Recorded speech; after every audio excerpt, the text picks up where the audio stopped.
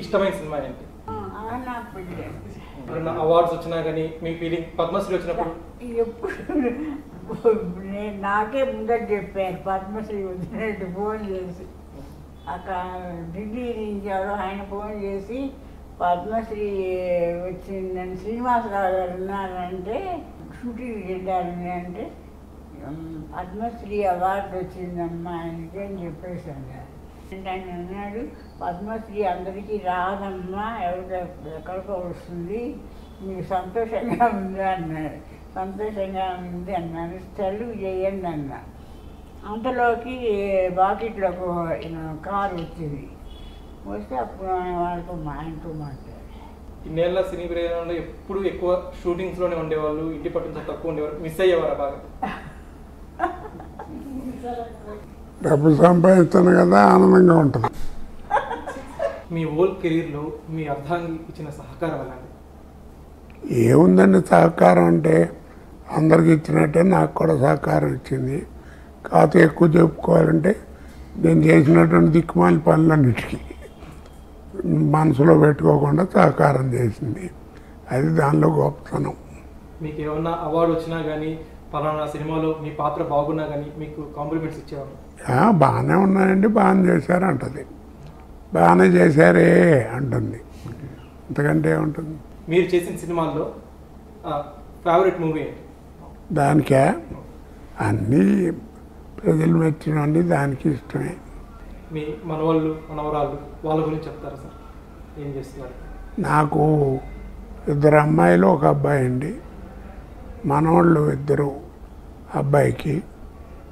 పెద్దవాడేమో engineering final year అయిపోతుంది ఈ సంవత్సరంతో. రెండోవాడు ఇంటర్మీడియట్ అయిపోయింది, ఎంసెట్కి దాని పరీక్షలు రాస్తున్నాడు, ప్రిపరేషను. పెద్దవాడి పేరు,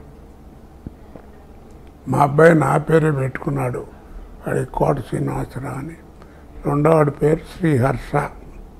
ఇద్దరు బాగా చదువుతారు. పెద్దవాడు ఉస్మానియా యూనివర్సిటీలో, యూనివర్సిటీ వాళ్ళే సీట్ ఇచ్చారు, బాగా చదువుతారు ఇద్దరు. రెండోవాడు కూడా మంచి 96, 97 అంటున్నారు. పర్సంటేజ్ వస్తుంది, బాగా చదువుతాడు. మనవరాలు కూడా బాగా చదువుతుంది. 2 అమ్మాయికి 1 అమ్మాయి, అదే మనవరాలు. 2 మనవాళ్ళు. అది మీ వారసత్వాన్ని కొనసాగించేలాగా ఏమైనా ఎక్స్పెక్ట్ చేయొచ్చా ఫ్యూచర్లో? మీ మనవాళ్ళని మీ వారసత్వాన్ని కొనసాగించే? నాకైతే ఇష్టం లేదండి, వాళ్ళకు కూడా ఉందని నేను అనుకోను. నాకు ఇష్టం లేదు అసలు. ఎందుకంటే ఇప్పుడు సినిమా అనేది అందుకని ఎంకరేజ్ చేయడం తప్పు అని నా ఉద్దేశం. వాళ్ళకే ఇంట్రెస్ట్ లేదు, వాళ్ళకి ఆ చదువు మీదే ధ్యాస. వాళ్ళంత చదువులు చదవడానికి దానికి నేను మా ఆవిడ ఏం కాదు. ఏదో మేము బాగా చదివితే బాగుంటుందని దేవుడి దండం పెట్టుకోవడం, ఆనందపడటం. వాళ్ళంతా వాళ్ళు అట్లా తయారు చేయడానికి కారణం వాళ్ళ అమ్మ. బాగా బ్రిలియంట్ ఆవిడ, ఎంకామ్. చక్కగా పిల్లల్ని చక్కగా చదివించి నా కోసం ఉద్యోగం చేయకుండా మానేసి నేనే గొడవ చేశాను. ఉద్యోగం అడిగితే ఎవడెవడు ఇస్తారమ్మా, పిల్లలు పాడైపోతారు. ఎందుకంటే నేనేమో రోజు పొద్దున సాయంకాలం అటు ఇటు తిరుగుతుంటాను, అదేమో చదువు సంధ్య లేదు. ఏదో చిన్నప్పుడు చదువుకుంది, పిల్లలు పాడైపోతారని పాప మానేసి పిల్లల కోసం కష్టపడి పనిచేసి వాళ్ళంత పైకి వచ్చారంటే ఆ అమ్మాయి కారణం. ఆవిడ రుణం నేను తీర్చుకోలేను.